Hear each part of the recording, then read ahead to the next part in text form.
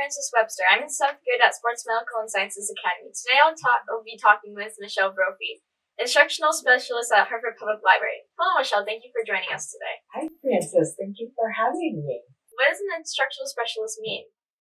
Well, at Hartford Public Library, I oversee an after-school English program for immigrant and refugee teens who are English learners in the Hartford Public Schools. So the students come to the library after school and they're learning English, but they're also making friends, and having fun and finding a safe and welcoming place to belong.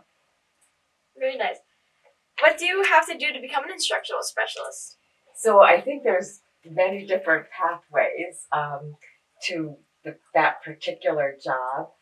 Some people might become licensed as a teacher. I had started out that way, but then got a master's degree in counseling and ended up doing more counseling and academic advising. But there's certainly different pathways there within the field of education. That's very interesting. What classes in high school do you mostly recommend to have this job? Is there anything specific we should check for with our counselors? Well, I would say my advice always is to do well wherever you are. So if you're in high school, you want to do your best in high school. You're in college, you want to do your best in college. When you get that first job, you want to do your best in that first job. And one thing always leads to the next. So I think that having in high school, if you want to become a teacher or to become an educator or a counselor in the helping professions, I would say you want to take the classes in high school that are going to help you to get into college, right? So you want to have, your 4 years of English, your U.S. history, all the requirements. You want to be in a college prep curriculum, maybe take some honors classes, even some AP classes. And then once you're in college, then you want to pick a major that is related to your field. So that could be a social work major, it could be teacher licensure, it could be early childhood education. And then there you would take the classes for that major. But in high school, it's really broad. You just want to be prepared for college success. That's very interesting. Can you discuss your work with the Hartford Public Library? So I really love it. I just love it.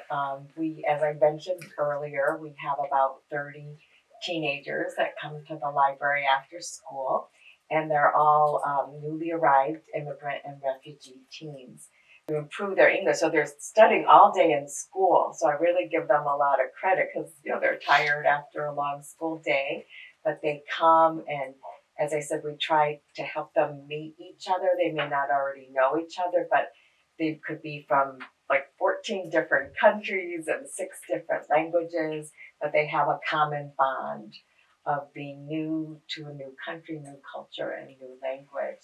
So my job is to organize the program, recruit the students, hire the teachers, communicate with the schools about the program, and also to work with our seniors. The seniors in the program, we help them with their college admissions applications and their financial aid applications. That's very nice. As an instructional specialist, do you only work with high schoolers, or is that your primary demographic?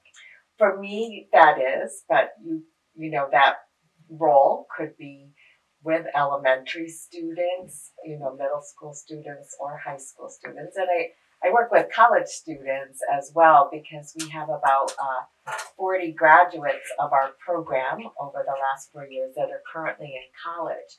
Lots of variety in the field of education, but it has that common theme, of helping the student and really loving the student, right? And supporting the student and wanting the best for the student. That's quite nice. What skills do people need to do a job like yours? So I think obviously people skills, right? So, you want to be very comfortable. For example, I have to be able to relate to parents, right? The parents of the students. I have to be able to relate to the students themselves, but I do a lot of communicating with the schools, with their teachers, and the principal at the school. I also think being a team player is really important, right? Knowing how to work with a group, also leadership skills, because I'm the project director. So I have a halftime program coordinator that I supervise. I have two after school ESOL teachers that I supervise. So I'm really the leader. I have to make sure all the pieces, right, are coming together. So that's an important skill too. That's really interesting. What's the most rewarding part of your job?